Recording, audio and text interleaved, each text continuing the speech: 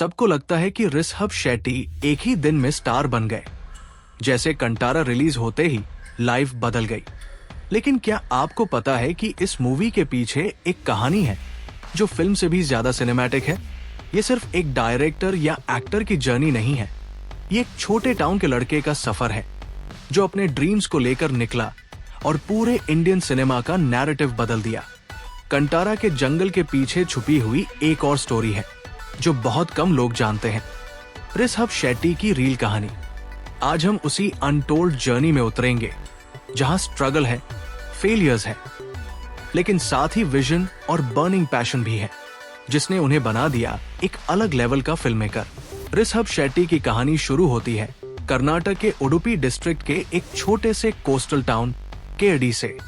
ये विलेज बहुत सिंपल था।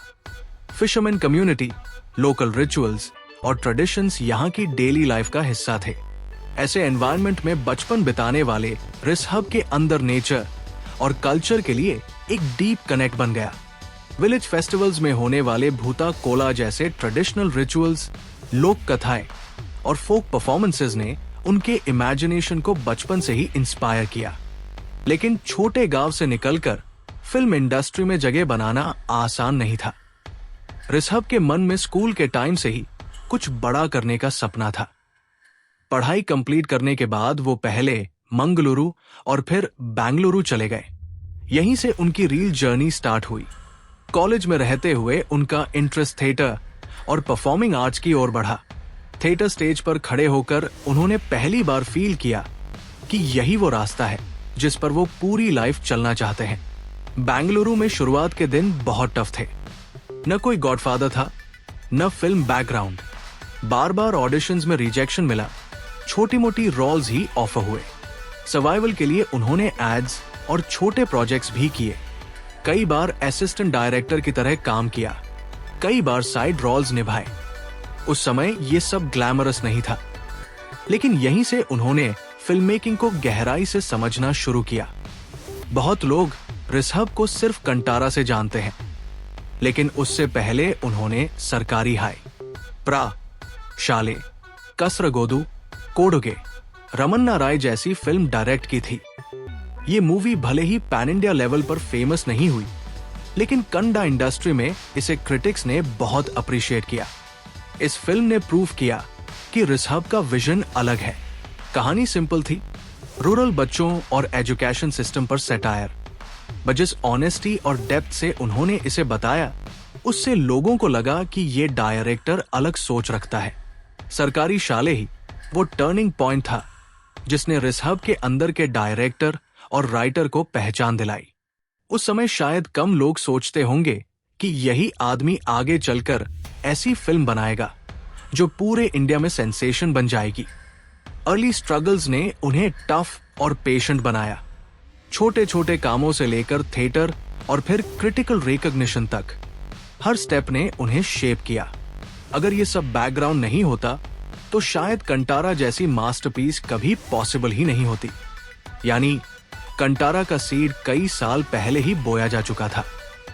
एक छोटे टाउन का लड़का जो लोक कथाओं और ट्रेडिशंस को अपनी आंखों से देखता है, थिएटर में सीखता है, बार बार फेल होने के बाद भी हार नहीं मानता। वही लड़का आगे चलकर पूरे वर्ल्ड को दिखाता है कि रियल और ऑथेंटिक कहानियां किसी भी लैंग्वेज या बाउंड्री से परे जाकर लोगों के दिलों तक पहुंच सकती है। कंटारा रिलीज होने के बाद जो हुआ वो किसी भी नए फिल्ममेकर के लिए ड्रीम से कम नहीं था। एक रीजनल मूवी जो कन्नड़ भाषा में बनी थी, कुछ ही दिनों में पूरे इंडिया और फिर इंटरनेशनल लेवल तक पहुंच गई।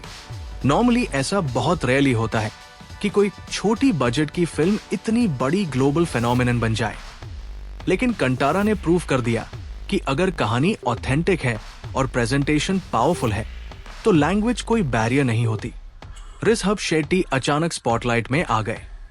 पहले जहां लोग उन्हें एक प्रॉमिसिंग डायरेक्टर और एक्टर मानते थे, वहीं अब लोग उन्हें नेशनल आइकन की तरह देखने लगे।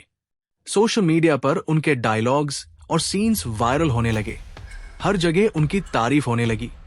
क्रिटिक्स, ऑडियंस और फिल्म इंडस्ट्री के बड़े नेम्स सब उन्हें सेलिब्रेट करने लगे। लेकिन फेम के साथ साथ प्रेशर भी आता है। ओवरनाइट सक्सेस की वजह से उनके ऊपर मैसिव एक्सपेक्टेशंस आ गए। हर फैन और हर क्रिटिक ये जानना चाहता था कि अब वो अगला स्टेप क्या लेने वाले हैं। सबसे बड़ा सवाल यही था, क्या कंटारा के बाद वो और बड़ी फिल्म बना पाएंगे या फिर ये उनकी पीक साबित होगी। इसी बीच न्यूज आने लगी कंटारा 2 की। अनाउंसमेंट होते ही पूरे देश में बस फैल गया। फैंस को लगा कि अब एक और बार उन्हें वैसा ही सिनेमैटिक एक्सपीरियंस मिलेगा। लेकिन रिसहब खुद जानते थे कि सिक्वल बनाना इतना इजी नहीं है। ऑडियंस की एक्सपेक्टेशंस पहले से कहीं ज्यादा हाई हो चुकी थी। एक कल्चरल फेनोमेनन को दोहराना या उससे आगे निकलना हर डायरेक्टर के लिए टफेस्ट चैलेंज होता है। रिसहब ने इस प्रेशर को बहुत वाइजली हैंडल किया। उन्होंने ओपनली इंटरव्यूज में कहा कि कंटारा 2 सिर्फ कमर्शियल रीजन से नहीं बनेगी। अगर वो सिक्वल बना रहे हैं तो उसकी कहानी और उसका डेप्थ पहले वाली से भी ज्यादा स्ट्रॉन्ग होना चाहिए। यही एटीट्यूड दिखाता है कि वो सिर्फ सक्सेस चेस करने वाले फिल्ममेकर नहीं है, बल्कि एक स्टोरी टेलर है जो अपनी वैल्यूज और रूट से कॉम्प्रोमाइज नहीं करना चाहते। फेम के बाद भी रिसहब की सिंप्लिसिटी सबको सरप्राइज करती है। पब्लिक अपीयरेंसेस में भी वो ग्राउंडेड और हम्बल दिखते हैं। वो बार बार एम्फसाइज करते हैं कि उनकी इंस्पिरेशन हमेशा लोकल कल्चर और फोकलोर से आती है। यानी फेम ने उन्हें बदला नहीं, बल्कि और ज्यादा रूटेड बना दिया। पोस्ट कंटारा फेज में एक और इंटरेस्टिंग चीज देखने को मिली, इंटरनेशनल रिकॉग्निशन। कई फॉरेन मीडिया आउटलेट्स और फिल्म फेस्टिवल्स ने कंटारा को हाईलाइट किया। ग्लोबल ऑडियंस, जो शायद पहले कभी कन्नड़ सिनेमा के बारे में नहीं सुने थे, अब सडनली इंटरेस्टेड हो गए। ये सिर्फ रिसहब की पर्सनल विक्ट्री नहीं थी, बल्कि पूरे कन्नड़ा इंडस्ट्री और रीजनल सिनेमा की जीत थी। लेकिन इस सक्सेस का दूसरा साइड भी है, कंपैरिजन और क्रिटिसिज्म। कुछ लोग कहने लगे कि क्या रिसहब आगे जाकर सिर्फ इस एक फिल्म से डिफाइन होंगे? क्या वो कंटारा के शैडो से बाहर निकल पाएंगे? ऐसे सवाल हर सक्सेसफुल फिल्ममेकर के सामने आते हैं। लेकिन रिसहब का कॉन्फिडेंस और कामनेस ये सिग्नल देता है कि वो सिर्फ एक मूवी के डायरेक्टर नहीं, बल्कि लॉन्ग टर्म विजनरी है। इस पूरे सफर में सबसे इंस्पायरिंग बात यह है कि उन्होंने अपनी फेम को सिर्फ पर्सनल ग्लोरी तक सीमित नहीं किया। इंटरव्यूज और टॉक्स में वो बार बार रीजनल सिनेमा की इंपॉर्टेंस के बारे में बात करते हैं। वो ये साबित करना चाहते हैं कि अगर एक ऑथेंटिक कहानी को सही ढंग से प्रेजेंट किया जाए तो वो किसी भी बिग बजट बॉलीवुड या हॉलीवुड फिल्म से कॉम्पीट कर सकती है। तो पोस्ट कंटारा पीरियड सिर्फ एक सक्सेस स्टोरी नहीं है, बल्कि एक रियल टेस्ट भी है। एक तरफ फेम, अवार्ड्स और इंटरनेशनल लव है, दूसरी तरफ मैसिव प्रेशर और एक्सपेक्टेशंस। लेकिन रिसहब ने साबित किया कि वो सिर्फ स्टारडम एंजॉय करने के लिए नहीं आए, बल्कि इंडियन सिनेमा को रीडिफाइन करने के मिशन पर है। कंटारा के बाद लोग सिर्फ रिसहब शेट्टी को एक सक्सेसफुल फिल्ममेकर की तरह नहीं, बल्कि एक विजनरी की तरह देखने लगे। रीजन सिंपल है, उनकी सोच सिर्फ एक मूवी या एक सक्सेस तक सीमित नहीं है। वो चाहते हैं कि आने वाले प्रोजेक्ट्स भी उतने ही पावरफुल हों और उनके काम से रीजनल सिनेमा को पैन इंडिया लेवल पर और रिस्पेक्ट मिले। सबसे पहले बात करें उनके अपकमिंग डायरेक्टोरियल वेंचर्स की। मीडिया रिपोर्ट्स और उनके खुद के इंटरव्यू से ये क्लियर होता है कि वो खुद को रिपीट नहीं करना चाहते। मतलब, अगर कंटारा एक फोकलोर रूटेड कहानी थी, तो उनकी अगली फिल्म्स शायद बिल्कुल डिफरेंट जॉनर एक्सप्लोर करेंगी। कुछ जगहों पर यह भी कहा गया कि वो एक्शन, थ्रिलर या इवन मिथोलॉजिकल जॉनर्स पर एक्सपेरिमेंट्स करना चाहते हैं। उनके लिए हर प्रोजेक्ट सिर्फ एंटरटेनमेंट नहीं, बल्कि एक कल्चरल रिप्रेजेंटेशन है। वो चाहते हैं कि ऑडियंस को हर बार कुछ नया देखने को मिले। सिर्फ डायरेक्शन ही नहीं, रिसहब एक्टिंग में भी आगे एक्सपेरिमेंट कर रहे हैं। कई फिल्म मेकर्स उन्हें अपनी मूवीज में कास्ट करना चाहते हैं, क्योंकि कंटारा के बाद उनकी स्क्रीन प्रेजेंस बहुत स्ट्रांग हो चुकी है। लेकिन वो सिलेक्टिव हैं, हर रोल एक्सेप्ट नहीं करते। उनका कहना है कि एक्टर के तौर पर भी वो वही रोल्स करना पसंद करते हैं जो मीनिंगफुल हों और जिनसे उन्हें खुद सैटिस्फैक्शन मिले। एक और बड़ी चीज है उनकी प्रोडक्शन हाउस। रिसहब इस प्लेटफॉर्म को सिर्फ अपने प्रोजेक्ट्स के लिए यूज नहीं करना चाहते, उनका विजन है कि इस बैनर के थ्रू नए टैलेंट्स को मौका मिले। वो बिलीव करते हैं कि इंडिया में हर स्टेट, हर छोटे टाउन में ब्रिलियंट स्टोरी टेलर्स मौजूद हैं। बस उन्हें सही सपोर्ट नहीं मिलता। उनकी कोशिश है कि ये फ्रेश वॉइसेस भी पैन इंडिया ऑडियंस तक पहुंचे, जैसे उनकी खुद की फिल्म पहुंची। फ्यूचर प्लान्स में मेंटरशिप और स्क्रीन राइटिंग का भी जिक्र आता है। रिसहब कई बार कह चुके हैं कि फिल्म मेकिंग सिर्फ कैमरा और एक्टर्स तक सीमित नहीं है। असली ताकत स्टोरी और राइटिंग में होती है। वो चाहते हैं कि नई जनरेशन ऑफ राइटर्स और डायरेक्टर्स को इंस्पायर किया जाए और उन्हें राइट गाइडेंस मिले। इस विजन से साफ है कि वो सिर्फ खुद सक्सेसफुल नहीं होना चाहते, बल्कि पूरी इंडस्ट्री को ग्रो करना चाहते हैं। उनकी ये विजनरी सोच इंटरनेशनल कोलैबोरेशंस तक भी जा सकती है। कंटारा के बाद कई ग्लोबल प्लेटफॉर्म्स ने इंटरेस्ट दिखाया है। नेटफ्लिक्स और प्राइम जैसी कंपनीज ऑलरेडी रीजनल कंटेंट में इन्वेस्ट कर रही है। अगर रिसहब फ्यूचर में ऐसी कोलैबोरेशंस करेंगे तो उनकी रीच और भी ज्यादा वाइड हो जाएगी। लेकिन इंटरेस्टिंग बात यह है कि वो अभी भी इंसिस्ट करते हैं कि चाहे प्लेटफॉर्म कोई भी हो, कहानी की जड़ें लोकल और ऑथेंटिक होनी चाहिए। ये सब दिखाता है कि रिसहब सिर्फ एक डायरेक्टर या एक्टर नहीं, बल्कि एक थिंकर भी है। वो जानते हैं कि सिनेमा की पावर बहुत बड़ी है। ये लोगों की सोच बदल सकता है, कल्चर को वर्ल्ड तक पहुंचा सकता है और साथ ही नई जनरेशन को इंस्पायर कर सकता है। आगे आने वाले सालों में उनकी फिल्म्स सिर्फ एंटरटेनमेंट नहीं होंगी, बल्कि इंस्पिरेशन भी बनेंगी। चाहे वो नए एक्सपेरिमेंट हो, नए टैलेंट्स को लॉन्च करना हो या खुद एक एक्टर के तौर पर अलग अलग शेड्स एक्सप्लोर करना हो, हर स्टेप उनका विजन रिफ्लेक्ट करता है। संक्षेप में कहा जाए तो कंटारा ने रिसहब शेट्टी को फेम दिया, लेकिन उनका असली मिशन अभी शुरू हुआ है। अब उनकी नजरें फ्यूचर पर है, जहां वो सिर्फ एक फिल्म मेकर नहीं, बल्कि एक लीडर और विजनरी के तौर पर इंडियन सिनेमा को आगे ले जाना चाहते हैं। किसी भी कलाकार की असली ताकत सिर्फ उसकी फिल्म्स में नहीं, बल्कि उसकी सोच और फिलॉसफी में छुपी होती है। रिसहब शेट्टी की जर्नी को अगर ध्यान से देखा जाए तो साफ पता चलता है कि उनकी सबसे बड़ी स्ट्रेंथ उनकी रूटेडनेस है। फेम और सक्सेस के बीच भी वो अपनी जड़ों से कभी डिस्कनेक्टेड नहीं हुए। रिसहब हमेशा कहते हैं कि उनकी इंस्पिरेशन उनके कल्चर और ट्रेडिशन से आती है। कोस्टल कर्नाटक का फोकलोर, वहां के रिचुअल्स और लोकल मिथ्स उनके अंदर इतनी गहराई से बसे हैं कि उनकी हर कहानी में ये एलिमेंट्स ऑटोमेटिकली दिख जाते हैं। कंटारा इसका सबसे बड़ा एग्जाम्पल है। जिस तरह उन्होंने भूता कोला को पोर्ट्रे किया, वो सिर्फ एक सिनेमैटिक चॉइस नहीं थी, बल्कि उनके बचपन के अनुभवों की सच्चाई थी। उनकी फिलॉसफी सिंपल है, ऑथेंटिक स्टोरीज ही लोगों के दिलों तक पहुंचती है। वो बिलीव करते हैं कि अगर एक कहानी जेन्युइनली अपनी रूट से जुड़ी है, तो ऑडियंस चाहे किसी भी लैंग्वेज या बैकग्राउंड से क्यों न हो, वो कनेक्ट करेगी। यही रीजन है कि कंटारा को तमिल, तेलुगु, हिंदी और मलयालम ऑडियंस ने उतना ही प्यार दिया जितना कन्नड़ा व्यूअर्स ने। सक्सेस के बाद भी रिसहब ने खुद को बदलने नहीं दिया। इंटरव्यूज में उनका टोन हमेशा काम और ग्राउंडेड रहता है। वो बार बार एम्फसाइज करते हैं कि सिनेमा का मेन पर्पस सिर्फ एंटरटेनमेंट नहीं, बल्कि कल्चर और वैल्यूज को प्रिजर्व करना भी है।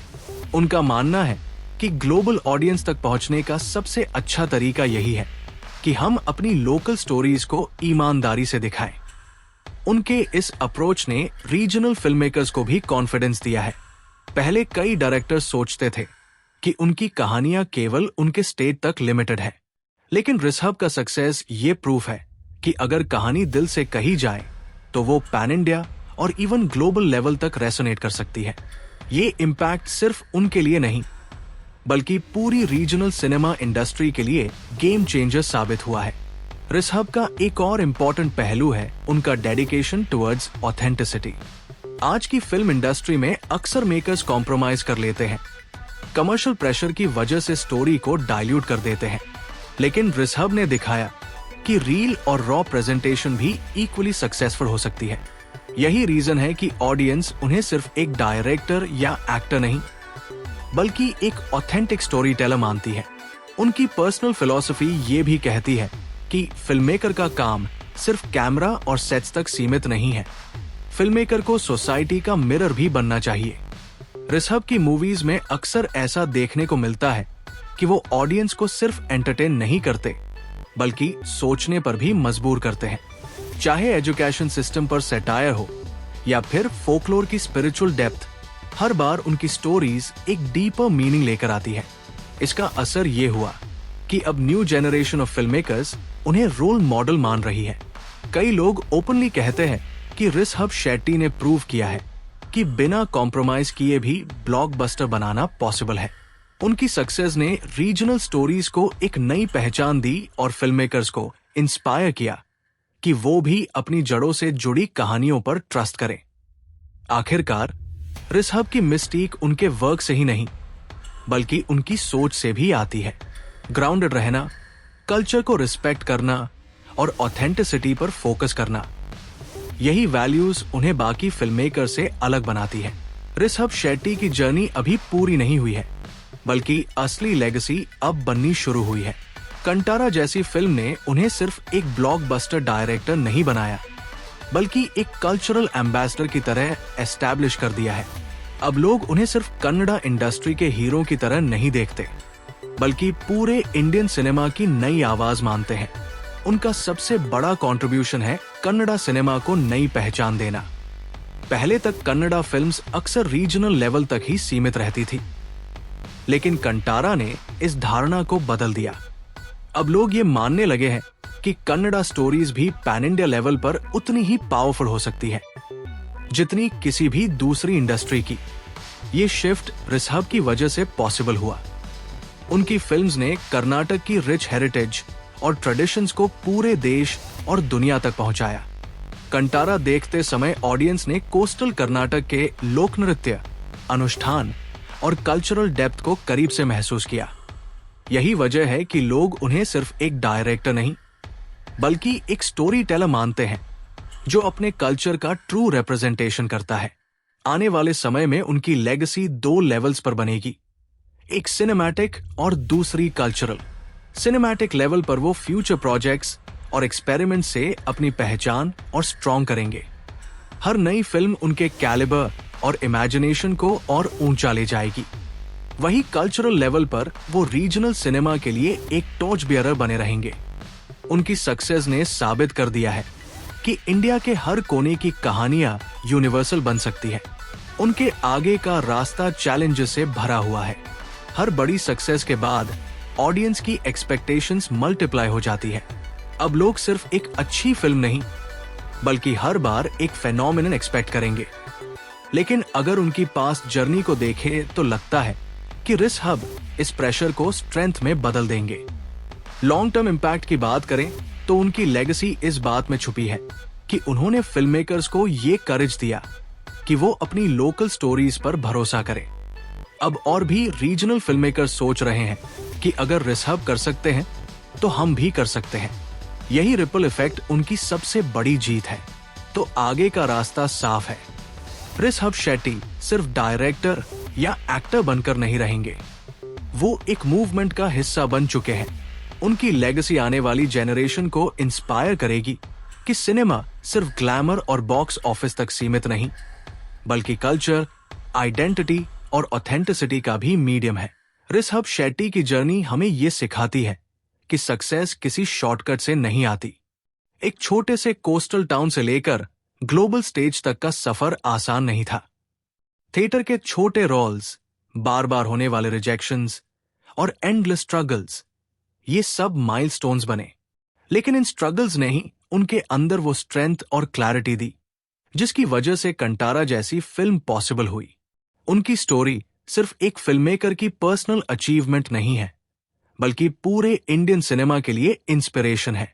उन्होंने साबित किया कि ऑथेंटिक स्टोरी टेलिंग ऑडियंस तक पहुंचेगी ही, चाहे वो किसी भी लैंग्वेज या कल्चर से क्यों न हो। यही रीजन है कि उनकी फिल्म्स को नेशनल ही नहीं, इंटरनेशनल लेवल पर भी इतना प्यार मिला। फ्यूचर में चाहे वो कंटारा 2 हो या कोई कंप्लीटली नया प्रोजेक्ट, रिसहब की पहचान अब एक विजनरी फिल्ममेकर की है।